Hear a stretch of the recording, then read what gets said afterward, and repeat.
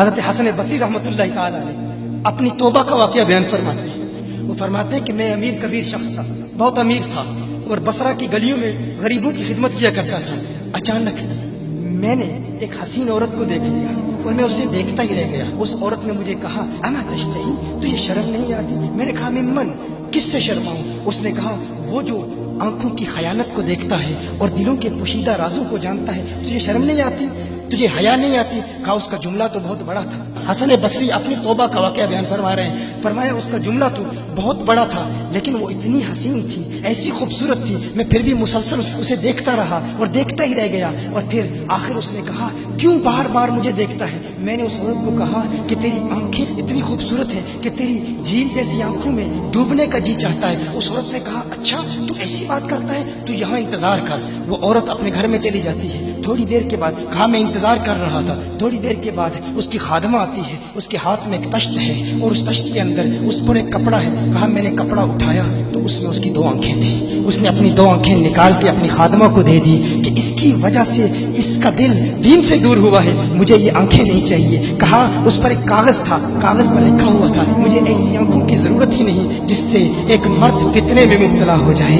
میری بہنیں جو اس گفتگو کو سن رہی ہیں، ان کی بارگاہ میں بھی عرض ہے، وہ بہنیں جو گھنٹوں آئینے کے سامنے کھڑی رہتی ہیں فقط اس نیت سے کہ اپنے بالوں کو یوں سنواریں کہ مردوں کو فتنوں میں مبتلا کریں، یا کسی دکان میں جا کر کپڑے خریدتے وقت ان کے ذہن میں فقط یہی خیال ہوتا ہے ایسے کپڑوں کا انتخاب کریں گی کہ جن سے مردوں کو فتنے میں مبتلا کریں گے۔ یہ بھی امت کی بیٹی ہے جس کی ایک ادا سے ایک شخص ولی کامل بن گیا، حسن بصری بن گیا۔ حسن بصری فرماتے ہیں جب اس کی آنکھیں دیکھی میں تحکم کھو بیٹھا، میں زار و قطار رو رہا تھا۔ روتے ہوئے میں گھر چلا گیا، پوری رات میں روتا رہا، پوری رات توبہ کرتا رہا، استغفار کرتا رہا۔ حسن بصری فرماتے ہیں فجر کی اذان سنی، اچانک خیال آیا اس عورت کا شکریہ تو ادا کروں کہ جس نے اپنی آنکھیں میرے لیے، میرے دین کے لیے، میرے ایمان کے لیے اور توبہ پر استقامت کی خاطر قربان کر دی۔ کہا میں اس کے گھر گیا، جو ہی اس کے گھر پہنچا تو ادھر اس کا جنازہ نکل رہا تھا، اس کی موت واقع ہو چکی تھی۔ کہا میں رات گھر آیا، میں رات سو گیا، میری آنکھ بند ہوئی، میں نے اس عورت کو خواب میں دیکھا۔ میں نے کہا کوئی نصیحت کر۔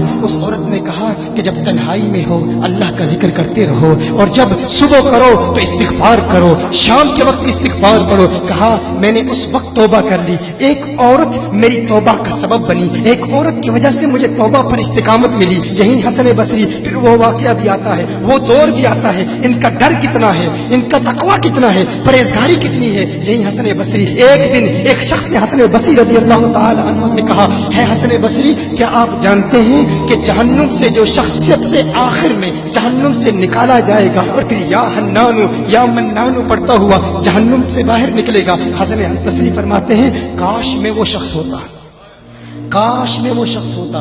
کہا گیا کہ جو جہنم سے سب سے آخر میں نکلے گا، 1000 سال جہنم میں رہے گا، یا حنانو یا منانو بڑھتا ہوا جہنم سے باہر نکلے گا۔ کہا کاش میں شخص ہوتا۔ انہوں نے کہا حضرت آپ کیا فرما رہے ہیں کہ آپ جہنم میں جانا چاہتے ہیں؟ آپ تو بزرگ ہیں، اللہ کے ولی ہیں۔ کہا تم میری بات نہیں سمجھے، وہ جو جہنم سے نکالا جائے گا کم از کم نکلنے کی ضمانت تو ہے، اس سے یہ تو پتا چل رہا ہے کہ ایمان پر موت واقع ہوگی۔ مجھے اپنے ایمان کی ضمانت نہیں ہے، میں نے اس لیے کہا کہ اگر مجھے یہ ضمانت بھی مل جائے کہ میں وہ ہوں تو وہ بھی مجھے قبول ہے، کم از کم ایمان تو سلامت لے کے جاؤں۔ میں کہتا ہوں اللہ فرماتا ہے خوف نہیں ہے، ڈر نہیں ہے، پھر فرماتا ہے یہ ڈرتے بھی ہیں، یہ ڈرتے بھی ہیں، لیکن ان کے ڈر اور ہمارے ڈر میں فرق کیا ہے؟ ان کے ڈر اور ہمارے ڈر میں فرق کیا ہے؟ وہ ایک سے ڈرتے ہیں، کسی دوسرے سے نہیں ڈرتے۔ فرق کیا ہے؟ وہ ایک سے ڈرتے ہیں، ایک سے ڈرتے ہیں، کسی دوسرے سے نہیں ڈرتے۔ ہم اس ایک سے نہیں ڈرتے، اسی لیے ہر ایک سے ڈرتے۔ یہ فرق ہے، ہم اس ایک سے نہیں ڈرتے، اسی لیے ہر ایک سے ڈرتے ہیں۔